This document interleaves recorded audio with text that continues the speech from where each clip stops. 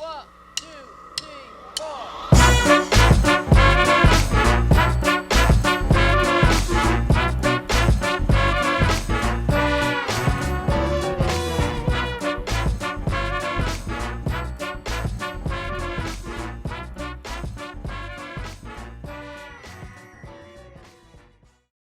Here is what's going on. Michael Long, and that's the one and only time I will be using his last name. I think it's repulsive that it's out there because he is the father of a 9-year-old girl named Sophie. So you could pretty much figure out who this girl is. You could find her. You would know what her name is. Except you don't need to because her father has plastered her face and all of her intimate details all over the internet. So Michael Long was married to Sophie's mother, whose name I'm not going to use because I think she deserves the privacy. She has not come out. She has not really spoken, and I don't blame her. So what happened is this. About 10 days ago, a GoFundMe started for this little girl that's called Stand With Sophie. If you want to pause it right now, you can. You can pause the show and go check it out. Or you can listen to the video we are going to play right now. But I want to tell you that this is a warning. This is very graphic. It is hard to listen to, but it's extremely important. And when we do put this out on YouTube, I will be blocking out the faces of the little girl and the maternal side of the family. I haven't decided what I'm going to do with the father yet because he puts himself out there. So again, you've been warned. It's going to be about, the entire video is about 19 minutes. I'm not going to play all that. I think in total, this will be about 3 to 4 minutes. So if you want to scrub ahead, you can, but just be warned. Obligated to bring you. It's your mom's visit time. Okay. We can get in the car. We can drive. Wait. Well, yes. Actually, she can't wait. Well, she's not gonna see me. Sweetie, come on. Just come on. Let's go. Come on. Let's get in the car. Sophie, come on. Sophie.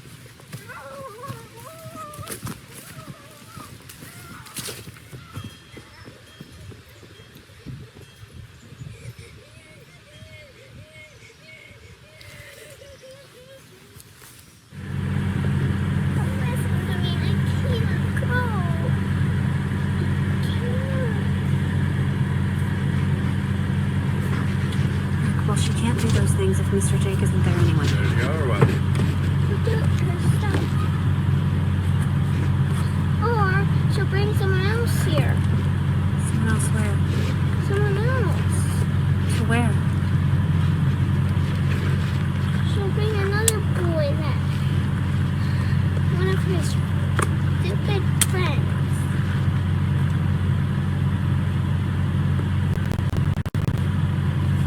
No one's supposed to be there but your mom and your grandma. That's what she says. Okay, do not scratch yourself. Do not scratch yourself. Do not scratch yourself. It's not healthy. It's not healthy. Your grandma's gonna make sure that she doesn't bring anybody and that nobody touches you. No, she's gonna make sure that she doesn't have to sleep outside, and she's gonna follow whatever my mom says. No. Do you really believe that your grandma would let some strange guy or Mr. Jake come in there and touch you? If my mom says.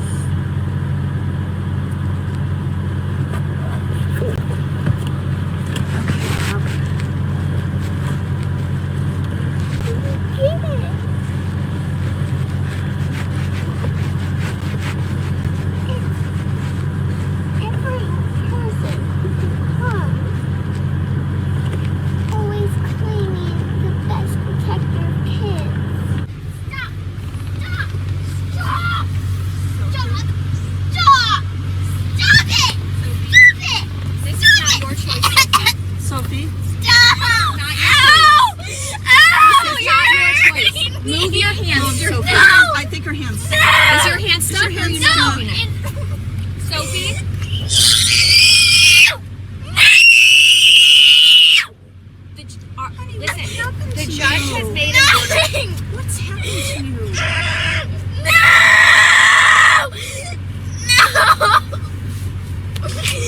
No! Sophie? No! That is not how you speak to your grandparent. Would you speak to your father or your grandfather that way? No! Stop pushing me! Stop pushing me! Honey, You're hurting my elbow! I'm not hurting you. I have to undo your seat. Sophie, we have to do this. I'm sorry. No, you don't! Yes, we Yes, we actually do. You don't! Yes, do. we do. No, you don't! Sophie, you have to come. His father doing absolutely nothing to assist You their asked us to stay in the car. You have to come. You No! asked us to stay in the car. You have Stay to in the come, car. You can Sophie. be talking to her right I now. have talked to her the whole trip. You know what? Could I they- have We've had dropped- 3 when I hours to dropped talk to you her to off, go we had a along. Yeah, really you were good 3 hours late. time. That's right. You didn't have 3 hours. Didn't you? Yeah, you know how long it took to get her in the car? What do you Yeah. thank her? Stop! Against her You will. better stop! Right now! She's pulling my legs! Help me! Help me! Stop! What are you doing? Let her. No, that's just not okay. This is not okay. Stop. Karen. No! Call the police. Not going anywhere. You have to come. No! He won't open the door. You won't open the What are door? you talking about? You're got the door open. You're yanking No, her that out. door. Because you have a door open already. Please open the open. And mommy, what is it? And mommy, what does it have? And it always makes me feel bad about myself. Phoebe. Like, touches it and scratches it. One time I woke up and there was blood in my underwear. I'm telling you the truth. I'm not, honey, I am not. Okay. So in this video, you're seeing this little girl and she is talking with her father in the first part of it. All you see is the little girl and they're clearly going to a child handoff. I'm not divorced. I've never had to, and my parents stayed married. I never had to go through one personally, but my niece and nephew did. And I had seen them really lose it. There was one time where I had my niece and she was little. I was 21, so God, she must have been 5. And she was tired and at my house all day and in the pool and blah, blah, blah. And her and her brother completely lost it when their mother came, screaming, trying to climb out of the moonroof, like just losing it. So, and that was just leaving their aunt. I can't imagine. And Wags and Robin, I'm sure you have had these moments where as a parent, you have had to take your child for whatever reason. Your child does not want to leave you or doesn't want to come to you. And that's got to be hard. And I would assume that children do at times act this way. Is that true? Yeah, I mean, even when there's no issues with the other parent, that Right. just happens. I can say and I'll get into this a little bit more after you kind of give the rundown of everything. But as a child that had an abusive parent and had to be handed off to that abusive parent, we never wanted to go. And we were forced to go, or my mother could have ended up in jail.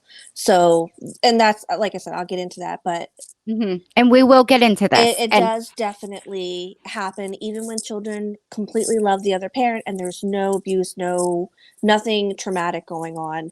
Mhm. It's just how kids are. Yeah, it just is. And I have seen, I call them my niece and nephew. My closest friend, Megan, has 2 kids and she's divorced and their father is a lovely man and loves his kids, but they have a baby sister at home and a new kitten. And there are times when Mhm. A and J don't want to go to daddy's and it can get a little crazy if they're tired now I'm not saying this girl is tired in this situation, but the other thing you have to keep in mind is this entire story takes place over 3 separate parts of Texas. The mother Mhm. lives in Waco, Texas, I believe. And don't quote me on where they are exactly because I could have these mixed up, but it's Waco, Texas, where the mother lives. Then there is Lacey, Texas, and the last one, I didn't write it down and it slipped my mind. I apologize, where the father lives. But this I is think all it's like Lakeview or something. yes, something yeah, I like think you're that. right, Lakeview, Texas. So the incident that you heard after, so you saw the video, heard the little girl she's at her father's house, and the father's wife or girlfriend is standing by the car too, and she's freaking out and she runs away. The thing that bothers me the most about this video, and I highly recommend everyone go watch it because I think you need to watch it to understand. This little girl is having a absolute anxiety attack. It is clear she is panicking. She is crying. She is throwing a fit.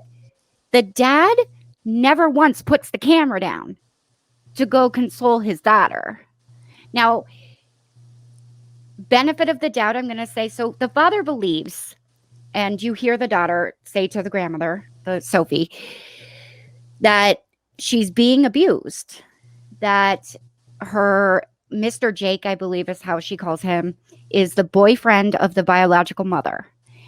And she is claiming in this video that this man is molesting her and touching her vajayjay. I mean, she uses a different word than I use, but and she also accuses his relatives of doing it in other videos.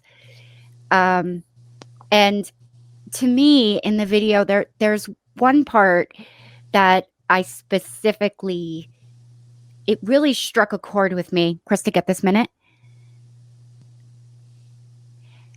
So in that clip there, you hear her say, I would have gone with you peacefully if you had just let me.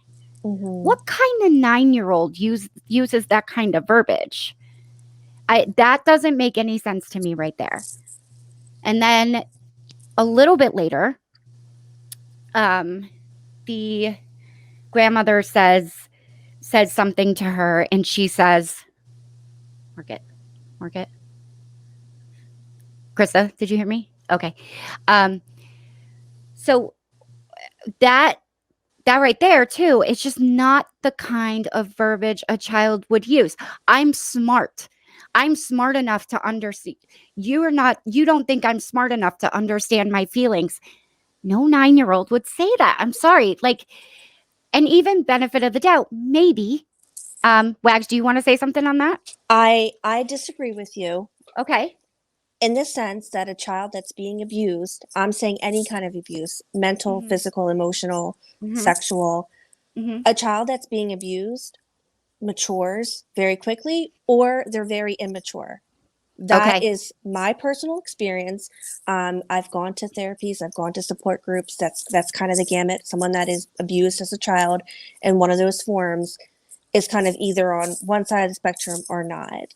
As a 9-year-old child, an 8-year-old child, I was very mature. I had younger siblings. You were the oldest. I was the oldest. I was the oldest. And those are words that you learn to protect yourself.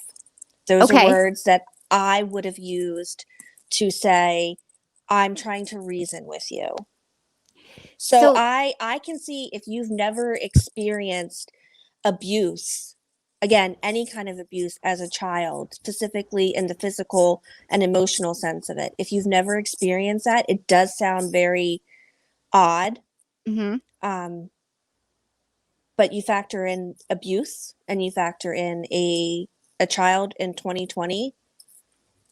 She had a cell phone. They talk about one of the things, she has a cell phone. She's clearly mature, and I believe that maturity comes from grooming. Not necessarily in a sexual way, but children that are abused learn to cover for the abuser. So that is absolutely what you just said. All of that. First of all, actually, what you just said is so true. And I thank you so much. This is why I think our show is so great, because we can have discussions, not to toot our own horn, but you just came at it in such a personal way, in a different way than I would have ever looked at it. And I think it's really important, especially involving a child, that we do look at it from every single angle, because this is a little girl. Now, you just said there about protecting their abuser. That I have experienced, Mhm. not personally. I was never physically abused ever. There was a lot of dysfunction, we'll say, in my family. I witnessed things that I should have never witnessed. And I wasn't sheltered from it. I couldn't be. And I had siblings that were a lot older, 11 and 13 when I was born. So that I had two sets of parents. I say that a lot. And it's funny because my sister, I clearly, obviously, I didn't know her as a child, but it's always said that she was a tiny adult, or not being sheltered from the things that I was seeing. My parents had a very abusive marriage in, again, not a physical sense, just an emotional sense. But to see that, it really does mess with your psyche. And I always thought because I had siblings that were older, that's why I was mature. You're probably more on it was what I was seeing. I had to be mature. And I covered for them constantly.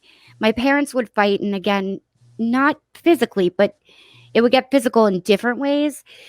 And I was always, my mom was, rest in peace, but, and I love her dearly. But she was an imperfect person, and they used to fight, and she was a little bit of a manipulator and a narcissist. She was, and she would try to play on the kids to turn almost parent alienation, which is what I think is happening here. I would absolutely agree. That's exactly what is happening here. But the thing is, I would cover for them. Like I remember this clear as day. I was in 3rd grade. I was 9. My mom was a drinker. That's no secret. And at the time, my dad had a drinking problem, and my mom would sleep with me. And she would say things like, I have to sleep in here. He won't hurt me if I'm with you. So then that made me be terrified of this man that was my father, and also, the only male figure in my life, and blah, blah, blah. And I remember hearing, my room was kind of far away. It's hard to explain, but my door was closed and my TV was on, and I could hear my father rustling through the silverware drawer he must have been making food. And I remember sitting by my door. My mom's, snoring, passed out drunk. And I remember sitting with my back to the door because I thought he was getting a knife to come kill her. Right? So that kind of thing does mature you in a way that you don't need to be at 9. But I also remember I was late for school the next day because I was up all night. So I fell asleep, and they took me into school. And of course, my mom just drops me off, and I walk in. It was a Catholic school. And I had to explain why. I couldn't tell them the truth. So I had to lie and cover for both of them. But it seems like this girl is extremely open with her father and with anyone that'll listen. And again, what I need to do before I go any further, I need to explain my stance here. I have seen a lot of people saying that you always believe the victim. You always do, without a doubt. But when it's a child, you can never not believe the victim. You have to always believe them. And I have a lot of problem with that. And I also believe her. I believe Sophie. I believe that Sophie believes that Mr. Jake has or is currently molesting her. But I think she believes that because her father made her believe that. Does that make sense? I understand where Manipulation. You're coming from that. It's manipulation. I think it's how the narrative is being spun. And to touch base on that, on what you just said, I didn't grow up in a perfect house. I've witnessed my parents fighting, and then you look at it as, okay, who's in the wrong? Is mom in the wrong or is dad in the wrong? And they're your parents. They're supposed to protect and love you. So what do? Do you just listen because, okay, this is what he's telling me I have to do. I have to do it because that's my dad. You listen to your parents, right? That's my mom. You listen to your mom. Exactly. So this is why I feel this way. First of all, blanket So the guy makes a GoFundMe. He posts on his YouTube channel the videos I'm playing for you. He then goes to, there's a Facebook group that springs up. And a lot of the people in the Facebook group, if you click on their profiles, one of their main posts are that QAnon save the children bullshit thing. This conspiracy theory that cops are on the inside and we need to save the kids because there's this, hidden cabal of child molestation people getting away with shit. And these are the people that started this Facebook group, or at least became a part of this Facebook group. He must be an admin. He was posting his personal private text messages with this little girl in there to prove that he's right. Get that? To prove that he's right. And that, to me, is abusive. It's abuse. It is abuse that he is filming his daughter talking about this stuff. It's abusive that he is filming his daughter fighting her mother. It's abusive that he's then posting these, look how happy we are together, propaganda type videos of him and his daughter playing the guitar and singing. He wants people to pity him. The other thing is 10 days ago when he started this GoFundMe, it was not very big. In the past 48 hours, we've gotten to $100,000. And GoFundMe yesterday, a court stepped in and the judge had a few things to say. So if you want to hear that, listen to this. Any type, nature. It is not in the best interest of the children. I find that any parent who is posting videos of their children and of their medical information or their abuse information is not hereforward going to be found to be acting in the best interest of the child or children portrayed in any video or post on social media. The court finds that by making this ruling going forward, it is protecting the emotional and physical safety of all 4 children.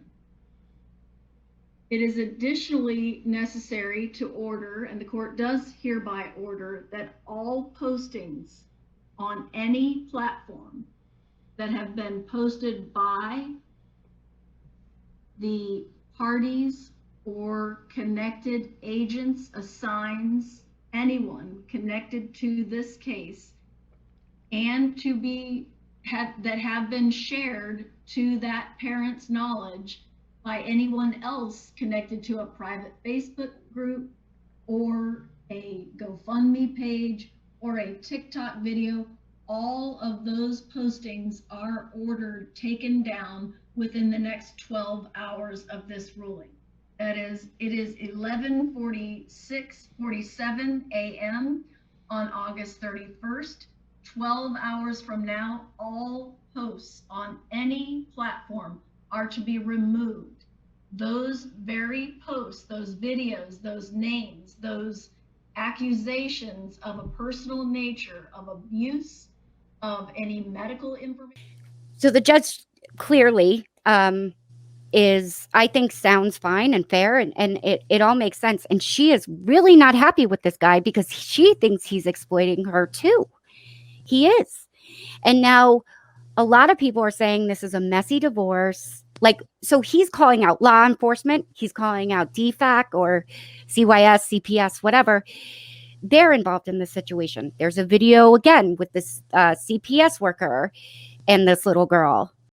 You understand that in the event that she doesn't go with them tonight, that a motion's going to be filed against you for enforcement and you're going to likely go to jail. And so I need Sophie to do this so that you don't go to jail. No! Sophie? I can't! You can. No! I'm not going! You are going. Mom is going to get you right now. No! Dad is getting in the car and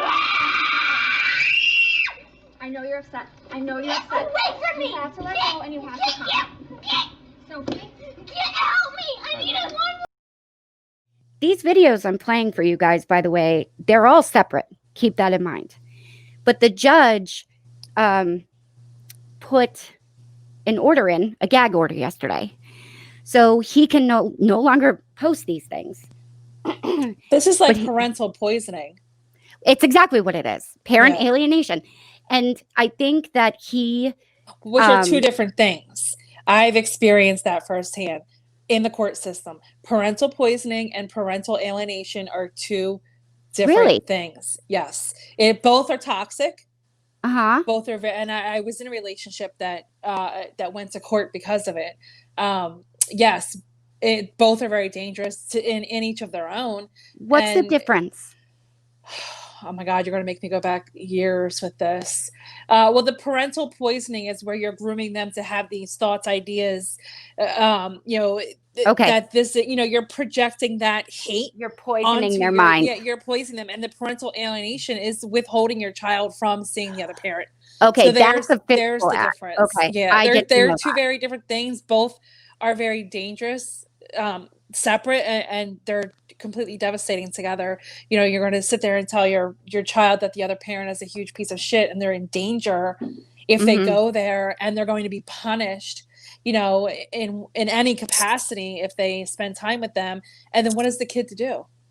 And the guilt, that turmoil, that internal, like you said, she is ruined for the rest of it. They put her in therapy now. Use the GoFundMe to put her ass in therapy right now. And that's the other thing. GoFundMe, I found this to be fascinating because thanks to the Ever Evolving Truth Season 1, if you haven't listened, go check it out now. I have learned today more about GoFundMe than I ever knew. Apparently, they can withhold the funds from you if they think something's wrong. They're refusing to give this guy the money. So clearly there's something going on. There are 3 different police departments involved, and DFAX is involved. The video I just played with that woman is a DFAC agent trying to take her back to her mother. As everybody knows, I am not at all secretive about the fact that CPS is involved in my life. I have nothing to hide. And my kids aren't going anywhere. But I can tell you without a doubt that they do their job. Now, not always. And do people slip through the cracks? Yes, absolutely. But this is a huge profile case right now. They're not going to make any mistakes or take any chances. If the judge is ordering for this girl to go back to her quote unquote molester, I don't understand how that can be looked at as anything but the father is doing things wrong. And the other thing they're claiming on these websites is that the abuser, this sexual abuser, worked for the local police department. It's a complete fabrication. It is an absolute lie. He does not work there, never has. So there is no grand cover-up. If there was a cover-up to keep this kid, to allow this man to keep diddling a 9-year-old girl, if that's the case, then there would have to be so many people involved on so many different levels.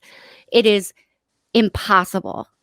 So what I don't understand and what irritates me the most is why these people in these crazy, conspiracy save the children movements jump on these bandwagons with these kids. And keep in mind, again, like, not only is her name and last name out there, her face is out there for everyone to see. If she's being sexually abused, right, she has to live with the fact that she can see it on the internet anytime. She could see how the system failed her. And if she's not being sexually abused and she is being coached, he just fucked up her life, possibly even worse than being abused, because at least if she's being abused, eventually she can get out of that. This is never going away, and it's because of her father. And I think he's a vindictive, revengeful, spiteful man. And I think it is possible that she's being abused, but I think she's being abused by daddy, if anything. I think the mother is innocent in the sense of abuse. I don't know what's going on in that house, but it's bad.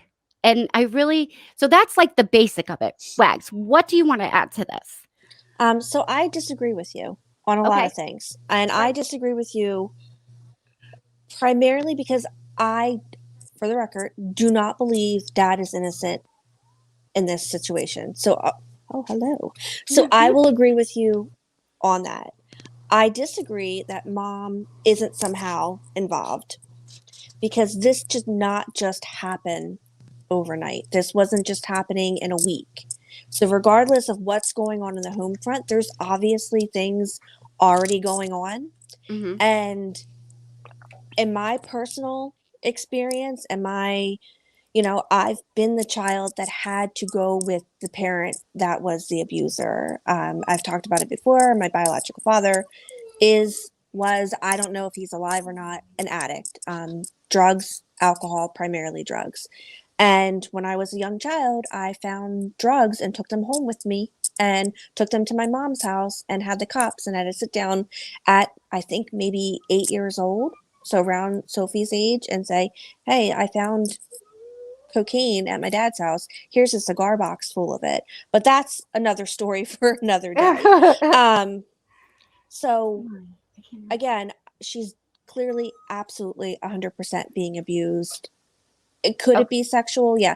That's not up for us to determine. We are not the people that are going to do anything to save her. That's just the case. The people out there are doing the hashtags to save the children, do this. All they're doing is bringing her case forward. Exactly. We know that the system is corrupt when it comes to child protective services. Look at Gabriel Hernandez. He was a child in Texas, probably not too far away from she was, tortured and killed. Like he was killed.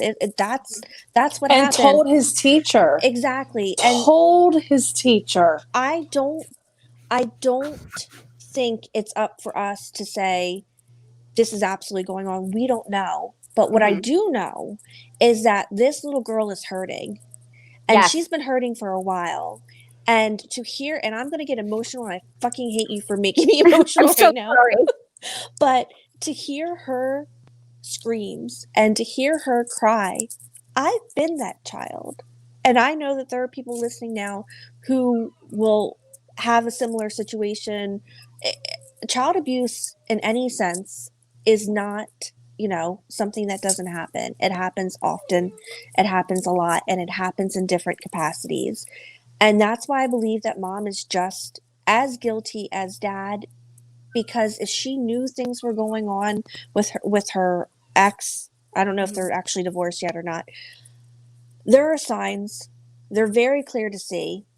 This didn't just happen overnight. And I mean, this little girl's being exploited. She's being exploited by her father, by her mother. Her mother was videotaping her as well during that first video. Oh, really? That's like the grandmother's in the back seat of the truck. The mom is on the other side. Mom's doing it as well. It is not uncommon. Videotape that one. I didn't know that. I thought that was bad. It's not uncommon to videotape a child transfer. I agree with you. And it's not uncommon, and especially if she was already upset. We don't know what got to that point. But this little girl is being manipulated, and I'm sorry, mom has to take ownership. And I personally believe at this point, the best place for this child to be is with no one related to her. And I think that's an awful thing because we know the foster care system is not the best, but she is clearly suffering. And until everyone can be cleared, and until they can do an investigation and people stop putting their dicks in their hands and not just doing what they need to do and get the stick out of their asses, she's not safe. She's not safe with mom. She's not safe with dad, because guess what happens? People that are abusing their child, manipulating their child in any sense of the way, when they feel closed in on, guess what they do? They abuse that child more. Or they kill them. Exactly. And you know what? That little girl is going to be a statistic. So not that anybody from any government agency is listening to us, but I think that the best place for her to be is not in any home that she is familiar with, because clearly there are multiple people involved. And again, my stance is probably different because I experienced abuse as a child, and I know that there is definitely something going on with her, and she's not safe. And I think the Save the Children movement, as much as I think it's so important that we protect our children, all of our children, like me making sure that little girl at the beach didn't get swept away, we also need to think about there are children that are in cages now. Right. That our government doesn't give one fuck about. That our government put there too. Yeah. Keep in mind. And that there are so many children that do need saved. But guess what? Don't hashtag it. Do something. Sign up to be a foster care parent. Go to these domestic violence shelters and volunteer, your time. Donate supplies. Get involved. Because guess what? I could hashtag the fuck out of everything. Until you step up and actually do something, all you're doing is exploiting these children that truly need help. You're not giving them a voice. You're taking their voice. I agree. I And I was going to say, not to cut you off, Leah, I'm sorry. No, but go ahead. I don't know much about this. I know that both of you know a lot more about this case than I do, just from briefly skimming over it. Because like Amanda said, this has been happening for quite some time. I think that the root of it are the angry parents. They're angry with each other. So what are they going to do? They're going to hurt each other. And the only way to hurt each other is through their daughter. Yep. So they're doing this over, and now look, it has spiraled out of control. Whether there's truth, validity, it happened, it didn't happen, he said, she said, regardless of the case, of what may be, the fact is that, like Amanda said, this little girl is suffering every single day, and she will continue to do so. And it's probably going to get worse because if dad goes behind the shut doors and he's with her and he has the moment to really say how he feels, and she's absorbing all of that energy. She's absorbing those words are not bouncing off of her. They're staying with her for the rest of her life. Same thing with mom. Abso-fucking-lutely. You were both that's exactly how I feel. And that's what I meant when I said it doesn't matter if she's being sexually abused or not, she's still a victim. And I think the father, if she is being sexually abused and the mother is watching it, clearly there's not even a special place in hell for these people. They're so bad. They're going to be buried under hell. But the father will be right above him because he is so I have no problem either, like you said, about videotaping a handoff. I think that should be done, especially if you're in a court battle, and it can be. We have the technology to do it, of course. But he made the conscious effort to not only put all of those videos and those horrible bursts of emotion, such intimate detail. Imagine having to be 9 years old and talking about how someone that's supposed to care for you is raping you. I can't imagine what that feels like. And to put that out in public so you can start a GoFundMe campaign is repulsive. This guy is disgusting, and you're absolutely right. She should not be with either of them, at least until we find out the truth. That's what I think. And I would, if I were in the situation as a parent now, and God forbid anything like this happen, I would say, whatever you need to do, because at the end of this is their life. I'm 33 years old and I still have issues.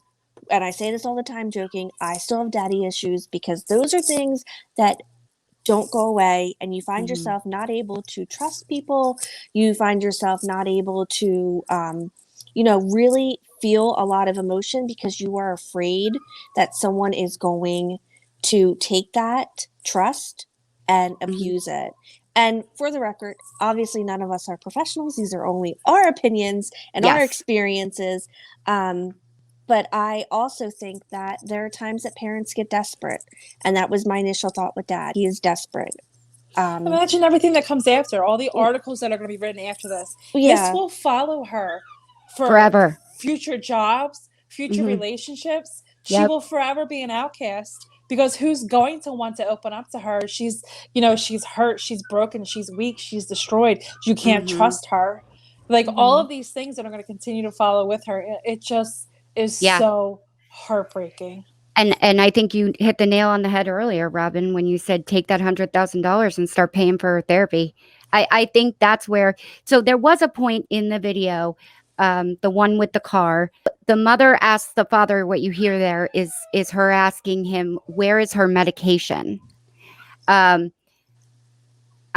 read something saying that she has a lot of like behavioral and mental issues. So that could, and yes, I totally think that could be her way of expressing her pain. That it could be that, but it could also just be that she's mad at her mom and doesn't want to go there. It's 3 hours away, and she loves her daddy, and clearly they're very close. I mean, I don't know. I don't. I'm not saying I don't believe this little girl. I do. At this point, the best thing that anyone can do, don't share the videos. I know YouTube has pulled a lot of them. Obviously we're going to play some audio clips of it, but until this child is safe and the parents are investigated, examined, like, come to my house, do whatever you need to do. And if I had a significant other and that person was being accused, even if it was falsely accused of abusing my child, my first thing would be that person is out of my home. I need to create a safe space and allow the authorities to do what they do. But furthermore, down the road, the system needs to be fixed. I mean, this is essentially a lot of season 3 of the ever evolving truth. There's a lot of corrupt shit in the system, and that's what happens. Nobody wants to take responsibility. The parents don't take responsibility. The government agencies aren't taking responsibility. At the end of the day, we need to be able to not only save the children, protect them, and be more than a hashtag, people. Do something. So sorry, let's just really the This more I is talk about so- it, we probably should wrap up because Yeah. I'm probably going to get myself in a lawsuit if we continue. Wags is so very passionate about this, and I think it's so beautiful that you are. And I think everybody needs to be passionate about this. And no matter who you believe, if you believe the mother or the father, it doesn't matter. This little girl's life is forever changed and possibly ruined. And it's going to take a lot of mental help and strength and all that kind of stuff for her to not repeat the cycle of abuse and all that kind of stuff. And I think this is an example too, where I really just think it's mind your business. Yes, we should help the children. I agree with you. And I totally agree with calling the proper authorities if you truly think a kid is in danger. But before you do stuff like that, before you make a GoFundMe, before you do anything like that, you need to know for a fact.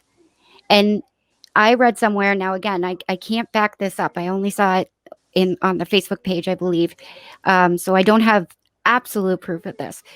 But she was, from what I read and heard, she had been taken to the hospital to be checked, to do a rape exam. And it was clean. Now, that does not mean that she's not being abused. I get that. They could not be inserting anything. It could be a lot of things. But I also think if it is happening, I don't necessarily know that the authorities in this case are doing anything wrong. I think the judge especially really thinks that she's doing the right thing by putting this gag order on the husband. If you have to put and I understand being desperate too, I get that. But if it were me and it were my kids, I'd take off. I would take the kid. You would have to take me away in handcuffs if I truly believed this was happening. And maybe he has tried to do that. I don't know. But what I do know is making this public and national news while not covering your own child's identity and privacy is just as abusive as punching her in the face.